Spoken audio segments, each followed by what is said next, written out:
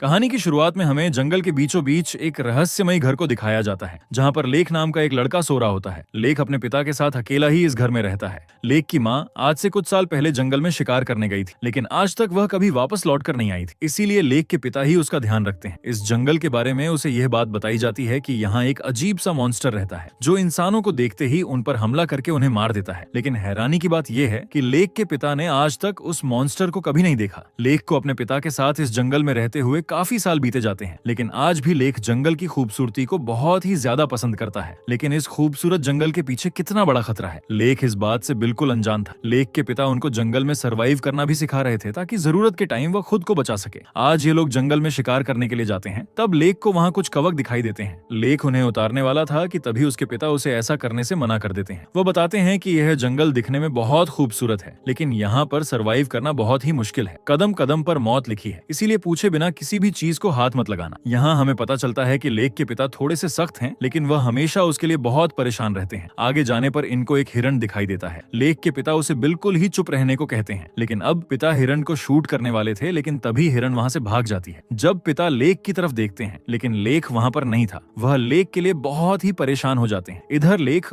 उसी हिरण का शिकार करने के लिए दूसरी साइड पर गया हुआ था, क्योंकि लेख को लग रहा था कि वह इस साइड से हिरण का शिकार कर सकता है। जैसे ही लेख अपनी गन उठाता है, उसे सामने वही अजीब सा मॉन्स्टर नजर आता है। मॉन्स्टर लेख को देखकर काफी डरावनी आवाजें निकाल रहा था। मॉन्स्टर की आवाज इतनी ऊंची थी कि जंगल में मौजूद परिंदे भी उड़कर इधर उधर चले गए थे, लेकिन लेख बहुत ज्यादा डर जाता है। तभी पीछे से उसके पिता आकर लेख पर बहुत ज्यादा चिल्लाते हैं। वह उसे बहुत डांटते हैं, क्योंकि वह उन्हें बिना बताए ही उनसे काफी दूर चला गया था। लेख के पिता उसके लिए ही बहुत परेशान हो रहे थे, लेकिन लेख कंफ्यूज था कि उसे मॉन्स्टर से डरना है या अपने पिता से। जैसे ही उन्हें मॉन्स्टर का पता चलता है, दोनों भागते हुए पास बने हुए एक हाउस में चले जाते हैं। अब लेख के पिता हाउस में छुपकर उस मॉन्स्टर को देखने लगते हैं, लेकिन तभी इनको वो हिरण दिखाई देता है, जिसे मॉन्स्टर ने बहुत बुरी तरह से चीर दिया था। हिरण की बॉडी बहुत बुरी तरीके से नोची गई थी। ये देखकर बाप बेटा बहुत डर जाते हैं। तभी लेख के पिता को वो मॉन्स्टर दोबारा से दिखाई देता है। मॉन्स्टर इन दोनों को देख चुका था, इसीलिए अब वह इनका भी शिकार करना चाहता था। जैसे ही लेख के पिता मॉन्स्टर को मारने के लिए उस पर शूट करता है, मॉन्स्टर तेजी से वहां से भाग जाता है। अपने पिता से इस मॉन्स्टर के बारे में पूछता है, लेकिन उसके पिता उसे झूठ बोलते हुए कहते हैं ये एक जंगली भालू है, इसलिए हमें उसे डरने की कोई जरूरत नहीं। लेख अपने रूम में था, तभी उसके पिता फोन पर बात कर रहे थे। वह मॉन्स्टर के बारे में बता रहे थे। पिता बताते हैं कि वह मॉन्स्टर अभी भी जिंदा है। आज वह मेरे सामने आया, मैंने उसे मारने की बहुत कोशिश की, लेकिन वह पहले से ज्यादा खतरनाक और तेज हो चुका है। वो मेरी आंखों के सामने भागते हुए इधर उधर चला गया। लेख समझ चुका था कि जंगल में कुछ अजीब है। वह बात पिता उसे नहीं बताना चाहते। सीन कट होता है, हमें 30 साल बाद का सीन दिखता है। लेख अब बड़ा हो चुका था, उसकी भी एक फैमिली थी। वह अपनी पत्नी और बेटी के साथ जिंदगी गुजार रहा था। लेख और उसकी फैमिली सैन फ्रांसिस्को में रहते हैं। लेख अपनी बेटी से बहुत प्यार करता है। वह हमेशा उसके साथ प्यार से रहता है। वह नहीं चाहता कि उसकी बेटी वैसा बचपन गुजारे। लेख आज तक अपनी बेटी से नाराज नहीं हुआ, लेकिन आज उसकी बेटी थोड़ी सी शरारत करती है, जिस अचानक से लेख को बहुत गुस्सा आ जाता है। वो उसे पहली बार बहुत ज्यादा डांटता है, लेकिन तभी उसे रियलाइज होता है कि उसे ऐसा नहीं करना चाहिए था। वह भी अपने पिता की तरह ही अपनी बेटी से बिहेव कर रहा है। तब लेख अपनी बेटी से सॉरी कहता है कि आगे से मैं ऐसा कभी नहीं करूंगा। तब लेख की बेटी उसके माथे पर हाथ रखकर बताती है, मैं जानती हूँ आप इस टाइम यह सोच रहे हो कि आप अपनी बेटी से बहुत प्यार करते हो और आप कभी भी उसका बुरा नहीं चाहोगे। तब लेख भी खुशी से अपनी बेटी की बात मानते हुए कहता है, हाँ मैं तुमसे बहुत प्यार करता हूँ और मैं कभी भी तुम्हारा बुरा नहीं सोच सकता। घर जाकर हमें पता चलता है कि लेख और उसकी वाइफ के बीच कुछ दूरियां हैं। लेख की वाइफ शार्लेट एक न्यूज रिपोर्टर है, इसीलिए वह हमेशा अपने काम में बिजी रहती है। शार्लेट के ज्यादा बिजी रहने की वजह से इनका रिलेशन भी खराब हो चुका था। शार्लेट ऐसा करना तो नहीं चाहती, क्योंकि वह भी अपनी बेटी और हस्बैंड से बहुत प्यार करती है, इसीलिए उसे भी इस बात का एहसास था। एक दिन शार्लेट लेख को एक लेटर देती है और अपना ऑफिस चली जाती है। जब लेख लेटर खोलता है, तब उसे पता चलता है उसके पिता जो कई साल पहले गायब हो गए थे। FBI एंटी पायरेसी वालों की तरफ से अनाउंस कर दिया गया है कि अब वह मर चुके हैं, क्योंकि पिछले 30 सालों से उनका किसी के साथ कोई भी संपर्क नहीं हो पाया। लेख जो अपने पिता के बुरे बिहेवियर से बहुत परेशान रहता था, जब उसे अपने पिता की मौत का पता चलता है तो वह काफी उदास हो जाता है। उसके दिमाग में ये बात आती है कि उसे अपनी फैमिली के साथ जंगल में अपने पुराने घर जाना चाहिए। वहाँ पर ये लोग कुछ टाइम साथ गुजारेंगे तो इनका रिलेशन भी ठीक हो जाएगा। इसके बाद लेख शार्लेट के ऑफिस जाता है, जहाँ वो शार्लेट को जंगल ट्रिप के बारे में बताता है। शार्लेट भी अपना रिलेशन बेहतर करना चाहती थी, इसीलिए वह लेख से कहती है कि हम नेक्स्ट वीक वहाँ जाएंगे, इसीलिए मैं अपनी ऑफिस से छुट्टी भी ले लूंगी ताकि हम वहाँ अच्छा टाइम गुजारें और हमारी फैमिली में पहले जैसी खुशियाँ वापस आ जाएं। दोनों नेक्स्ट वीक के लिए सहमत हो जाते हैं। यहाँ शार्लेट लेख से कहती है, मुझे पता है मैं कभी भी अच्छी वाइफ और माँ नहीं बन सकती, क्योंकि जैसा फैमिली के साथ मिलजुल कर रहना चाहिए। अपने काम की वजह से मैं वैसा नहीं कर पाती, लेकिन लेक शार्लेट को समझाता है और कहता है, मुझे उम्मीद है हम जंगल में जाकर अच्छा टाइम स्पेंड करेंगे नेक्स्ट वीक। ये लोग जंगल में लेक के बचपन के घर की तरफ निकल जाते हैं। जंगल आज भी सुनसान था, चारों तरफ बड़े बड़े पेड़ थे,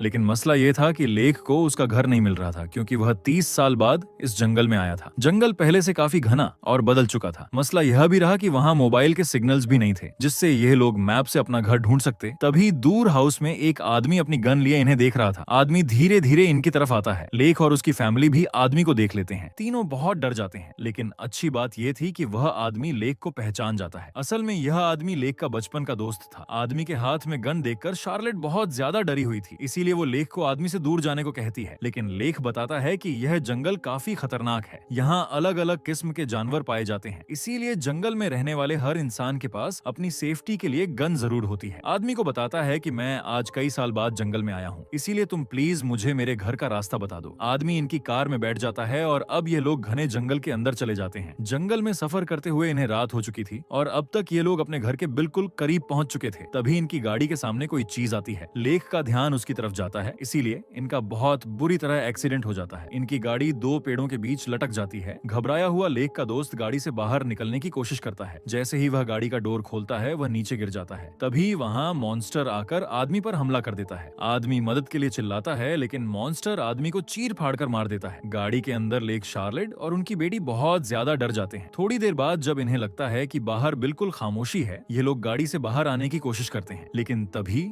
मॉन्स्टर लेक की बाजू पर हमला करता है। किसी तरह यह लोग गाड़ी से बाहर आकर जंगल में भाग जाते हैं। तभी इनके सामने एक घर आता है। ये घर वही था जहाँ लेक ने अपना पूरा बचपन गुजारा था। तीनों जल्दी से घर के अंदर चले जाते हैं, क्योंकि मॉन्स्टर इनका पीछा कर रहा था। घर के अंदर जाते हुए मॉन्स्टर इन्हें देख लेता है, यानी उसे पता चल चुका है कि इस घर में कुछ लोग आ चुके हैं। अंदर बहुत ज्यादा अंधेरा था, इसीलिए लेक वहाँ से एक लाइट ढूंढता है और फिर घर का जनरेटर ऑन करता है। घर की लाइट्स ऑन हो जाती हैं। अब तक बाहर से आवाजें आना भी बंद हो चुकी थी। जब लेक विंडो से बाहर देखता है तो पता चलता है कि मॉन्स्टर वहाँ से जा चुका है। शार्लेट अपनी बेटी को सुलाती है और लेक के पास आकर बताती है, समझ नहीं आ रही ये क्या चीज है। लेक को भी बिल्कुल समझ नहीं आ रहा था कि ये आखिर क्या चीज है, क्योंकि मॉन्स्टर न पूरी तरह इंसान लग रहा था और न ही कोई जानवर। शार्लेट कहती है, हम अकेले इस मॉन्स्टर का मुकाबला नहीं कर सकते हैं और न ही अब हम इस घर से बाहर जा सकते हैं। कुछ भी करके हमें बाहर से मदद मांगनी चाहिए। तब लेक अपने पिता का रेडियो ऑन करता है। रेडियो से वह मदद के लिए किसी से संपर्क करने की बहुत कोशिश करता है, लेकिन किसी के साथ भी उसका संपर्क नहीं हो पाता। अब दोनों बहुत ज्यादा परेशान थे। उन्हें बिल्कुल समझ नहीं आ रहा था कि उन्हें क्या करना चाहिए। अब वे इस घर में बिल्कुल कैद हो चुके थे। तभी लेक को कुछ अजीब होने लगता है और उसकी हालत बहुत खराब हो जाती है। लेक की बाह पर जो चोट लगी थी, अब उसमें से खून आने लगता है। शार्लेट जल्दी से लेक की पट्टी करती है और सोने के लिए दूसरे कमरे में चली जाती है। लेक को नींद नहीं आ रही थी, इसीलिए वह दरवाजे को अच्छे से सील करने लगता है। तभी उसे बाहर से तेज आवाजें सुनाई देने लगती हैं, लेकिन इसके बावजूद भी शार्लेट और उसकी बेटी आराम से सो रही थी, क्योंकि उन्हें ये आवाजें सुनाई नहीं दे रही थी। लेक डरते डरते उस आवाज का पीछा करने लगता है। तभी उसे पता चलता है कि यह एक